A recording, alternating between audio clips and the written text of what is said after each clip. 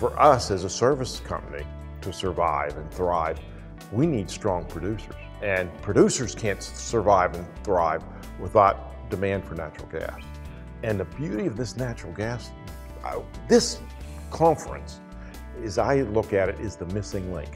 We're using natural gas for power generation, we're using it for heating homes and everything. But now, the one thing that we were lacking is we still need foreign oil. We still need to import oil because of transportation. Now, this is the game changer, because now we begin to use domestic energy produced by American companies on American soil. How powerful is that? That's huge. And not only that, the thing that so many people don't understand about our industry is what we do for the environment. The other thing about natural gas that people don't really understand is everything we do here.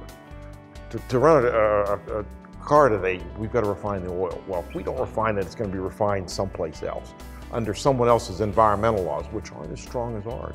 So with natural gas vehicles, I can't help but believe that we're going to see a cleaner planet overall. And that's the bigger picture. That's what I really believe, and I can prove it, that our industry does more to help the environment on a planetary basis than the EPA and the Sierra Club and all these other environmental groups.